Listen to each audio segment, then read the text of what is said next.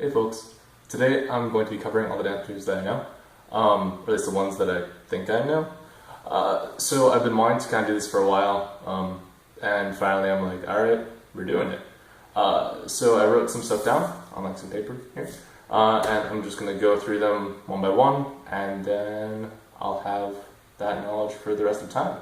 So yeah, I'm going to start with like the basic things that I do when dancing. And so yeah, the first thing, one of the first moves that I ever came up with was called, well, I didn't really have a name for anything until like yesterday, so there's that, but this one I call Flutter, and this is like a hand motion. So there's this theory that I had when I actually was coming with how to actually dance, which was the legs are like bass movement, the core is like mids, and the hands and arms are kind of treble. So with that knowledge in mind, I kind of went forward with seeing how fast I can move my hands and how that translates to dance. So Flutter is when you take your hand and you kind of just do it back and forth like that. Both hands. And it's a very simple move, but it was kind of like one of the first things I did. Because at the time I was into very fast music like Dragon Force and some DDR stuff and that kind of music, and I was like, well, I want to move to this, like how do I do that? So that was Flutter. So this is just, you move your wrist motion up and down, and that's it. It actually took me a while to get both ambidextrous on it. For a while I was doing like just like this in my left hand, but this was always like that. So alright, that's that one. Next is Metronome, which is when you close and open your fist at the beat. Pretty simple. You can do different hand poses too, but it's very much like, yeah, it's pretty basic. Then, I don't want to go into the next ones yet. So then from there, I kind of, there's this move I saw someone in high school was doing some liquid stuff. I wasn't really interested in picking that up at the time. Still, I'm like not too interested. But based off of that, I was like, well, I wonder if I can translate to that something more personal to what I want to do. So I wound up taking that, and liquids are more like this kind of thing. I kind of want to just do this. It's what I started doing. So what that is, I call that hand shuffle. And so what that is, it's you take your two hands, kind of put them one over the other, and then you move them around, and you put them back to the same, and that's it. I'll do it very slowly, so that you can actually see.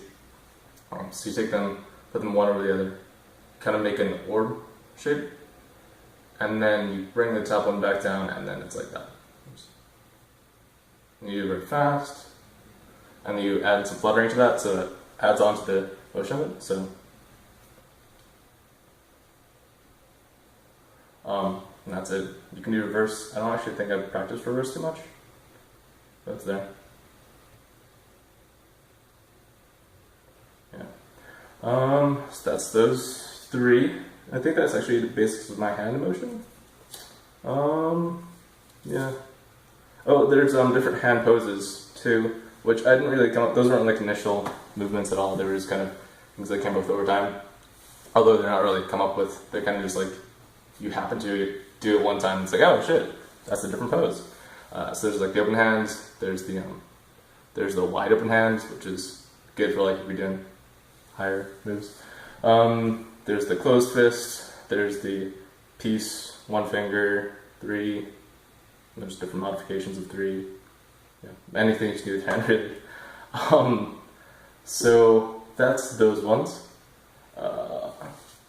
Let's see. I kind of want to do them so they're like, it's progression from like hands to arms to core to legs. Because that's actually how I progressed through my experimentations. This one, well, I guess I'll just go into arms now. So, I'm going to step back a little bit. Hopefully you can still hear me. If not, that's a shame. Then from there I went on to something called the wave. So wave is like, it's a very kind of a spiritual kind of thing. So you get your two arms outright and you kind of bend the elbows one count together, and it just kind of looks like a slinky kind of thing. And if you move your top of your core more to get more action in it, then there's also what I call like a bird kind of thing, where it's like, do it like that. This one always is a little weird if you're like not in the right crowd for it, because you're like, what the fuck are you doing? But if people are like spiritually minded, then it's good. Then we've got elbow spin and a windmill. So elbow spin is actually pretty recent. I started going to this, when I moved to Chicago, I started going to these jams, where floor artists, which are the people that do poi and hoops, were there. And eventually I was in their presence so much that I was like, well, I kind of want to translate some of what I see there to personal things for me. So one recent thing I picked up was something I call elbow spin. So it's based off the poi, in my opinion, just like what can I do that emulates that kind of action. So with poi you have like the whole circles and stuff like that. So I was gonna kind of lock my shoulder, lock my upper arm, and then just kind of spin the elbow. It actually looks pretty good. You can do reverse, like alternating, continuous. And then from there you actually get good transitions into other moves. So you can like extend the arms. Yeah, it's good. Okay, windmill, right? This is based off of Pete Townsend's The Who stuff. So you got like the whole guitars, right? You got the guitars and right? So this is like the same concept, just a whole giant arm motion. And reverse. Other side. And towards that. And it's not good to do in crowd spaces for obvious reasons, because you're gonna hit someone. But it is still a good, if you have like lots of space, it's actually a really fun move to do because just you get so much motion in it. And if you like hit beats on the right timing, then it's like very nice. Okay. So we did extended arm things, which I guess we should do. We should cover those. So extended arms are they're exactly what they sound like. They just like the arms are out like this, and that's not really a move in itself, but it is a good position to start other moves from, and it's a good position to finish moves in. It symbolizes that like you have finished your movement, and then you're usually on a beat at that point, so you go to another move from that beat. So you get this, and with the hand, we had, well, I didn't go really into hand rolls, but hand rolls are like this. Just kind of one hand over the other, kind of like in boxing, like that. So you can do a hand roll, it's an arm hand roll across the body, and then kind of out like this. And during the middle, I usually transition over, so it gets a little nice. Like it looks like the arm's moving in the right direction, but you can do it in reverse. Yeah, reverse. Yeah. So that's that. What else? So we got those ones down. We got extended arms to hand rolls.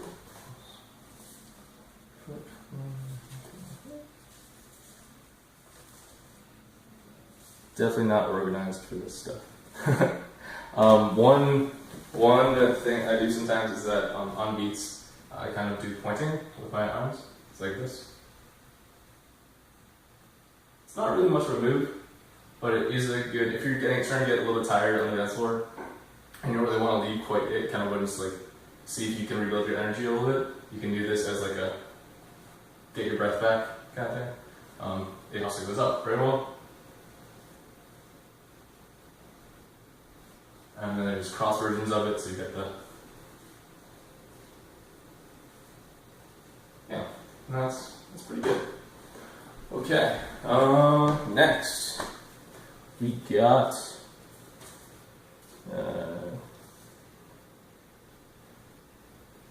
I guess we got table flips next. Yeah. Oh, then there's one-handed, hence the skies and Jesus poses too. Oh, and shoulder things too. Okay, actually, let's do this. So Jesus pose is what modern Jesus has been doing a good amount, but it's kind of interesting to do as a variation on that. It's showboating very much so, but it also brings a lot of energy back to the dance floor from just like, instead of just being a DJ's booth. So it's this, just feeling the music kind of thing. It's very good at finishing and holding on, waiting for a climax, something like that. It also good with jumping. Then there's one-handed Jesus poses too, which are like this. You can also hold it, just like hold it like that, higher, lower, as you want, probably within like the upper 45 degrees. That's good. Then we got table flips. Yeah. So this, I don't really know when this one came out of my experimentation stuff. I'm pretty sure it came from like a meme of the Unicode characters and the emoji thing. Not actually emoji, but Unicode. ASCII. Shit. I'm confusing a lot of people that don't know that stuff. This one is table flipping. So it's like there's a full body, yeah, like that. And it was good. Then there's half table flips, which are like your arms already up, so you do like this. And then there's also like a rotational, and you can do like that. It's better to do the shorter ones and the smaller ones if you're in a condensed space. We still want to kind of just get your arms up and out and do stuff. Yeah.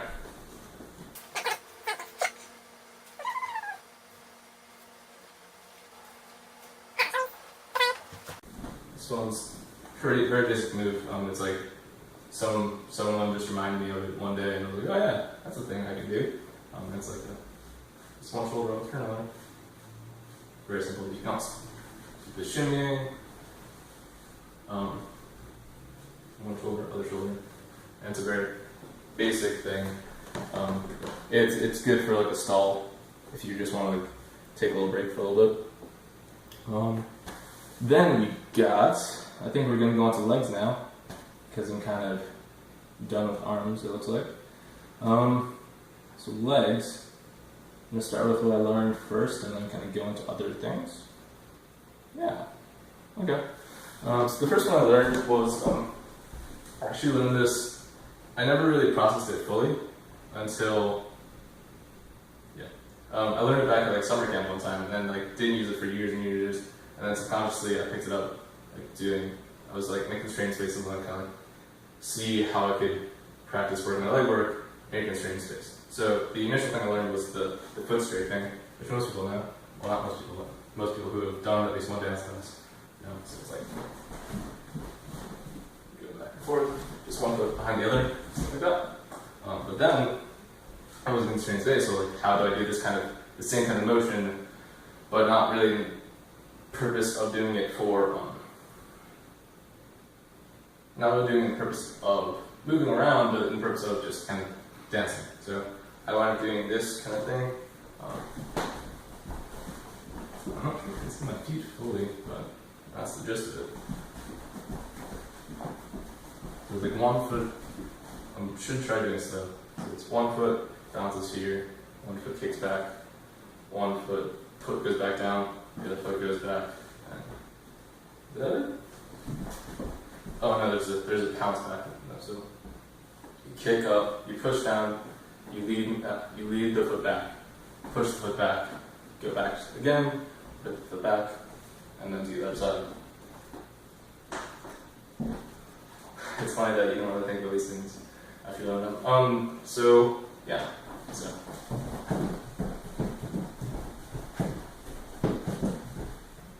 that's the jig that I know. Then we've got, these ones are really recent. Oh, not all of them, but some.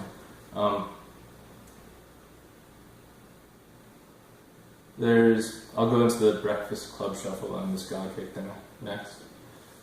So, Breakfast Club Shuffle, I don't use it that much, I only use it kind of when I'm trying to have fun or like listening to older music. older as in like 80s music. And I kind of just pick it up because it's not really a generation. It doesn't transfer, it's not a very visible move, so to speak.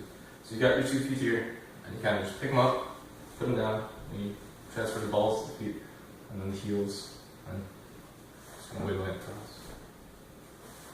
I'm not so good at it. But you kind of just do it like that, and yeah. See? Okay. Man, this is taking a while to discuss all this stuff. Next was the ska kick. This is from ska music. Kind of just... No, it's not. It's the G. Where is it? No, so the heels. Yeah, there you go.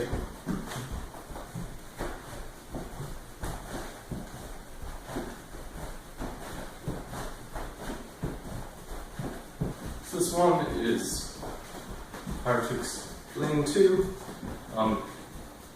You're putting your back foot back once and then kicking at the same time, and you transition like that.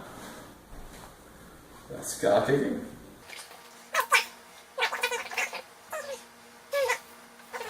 So like pointing, it's one of the basic stall moves. But also they're good for practicing just your foot positioning. So, like pointing is just kind of pointing your foot at the floor. I usually do 2 positions because it's simplest. I don't know, I kind of just do like this. I can do other things with the upper body while you're doing that.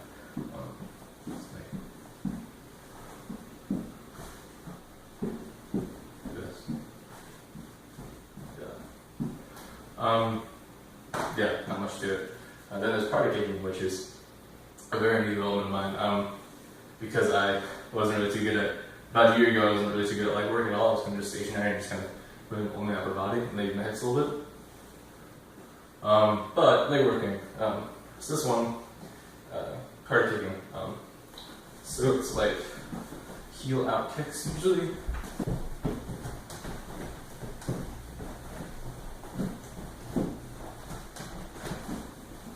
Just kind of kicking out heels, and then you also get variations where you put the leg behind it and kind of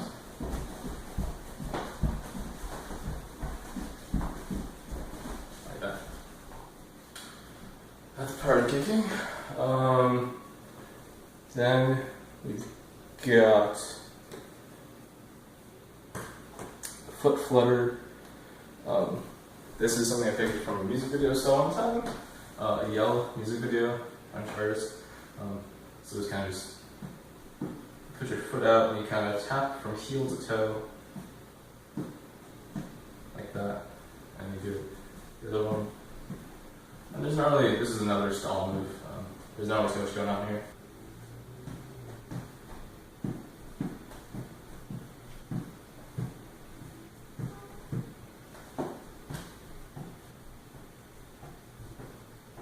But it's definitely fun to practice on. It also gets you a lot more cognitively aware of how your feet can be placed with respect to the floor. Then you've got the Goth bass line. So Goth dancing I didn't see until I moved to California. But then I went to the Goth club one time and I was like, oh, cool, it's a different thing. So Goth bass line is it's when it's what you just do whenever you're doing Goth dancing, usually. I don't really do it too often, but yeah, it's still something interesting. It's very, very different from what you canonically see in dance. So, got the leg like this, and you kind of just lean back and forth on them. And that's pretty much it. But then you get all these different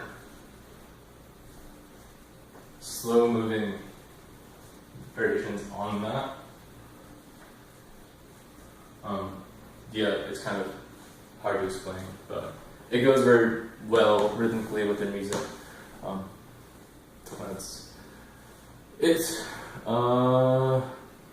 Then we got spins and jumps. I think we're done after that. So spin is very, very, very, very, very new. It's like 1 month old for me. So that I'm trying to learn still, so I'm not really going to do a good job of spinning it. But you kind of just keep your one foot stationary and the other you spin around. So like that. And do the other foot. As you can see, I'm like losing balance while I'm doing it because I'm still not quite used to it. And it's actually really hard to do the shoes on right on left and wearing socks, but it's kind of hard to keep it all there. Okay. Next, and almost last, is the jumps. So we got quarter jump and crouch jump, and I think that's it. Sorry about that. My phone ran out of storage space, and I had to take the video off and come back. So, where we were was at quarter jump. So, quarter jump. This is when you go from, there's a four beats in a bar of a song. So you have to hit every fourth of where you are on every fourth of that bar. If there's different variations on it, if it's a shorter bar or longer bar, you can change it according to the song, but that's the gist of it. So I call it quarter jump because I go in quarters of a circle. So you jump here, you go there, you go there, you go there, you go there, and the reverse, there, there. And this usually is combined with all of those. It's kind of obviously not going to do just Pogo when you're doing that. I should really get a Pogo in a bit. So yeah, I usually do the kicks, or maybe some arm motions like that. Yeah, that's the gist of it. So Pogo was from punk rock. I learned that in musical history class one time. And yeah, you're jumping straight up and down. There's not really any other pushing to it, but it's good. Just kind of as a basic stall move and also good basic move in general. Just like that. You should supposed to keep your arms fixed or something, right? I'm not too sure, but it's what I do. Sometimes Pogo jumping.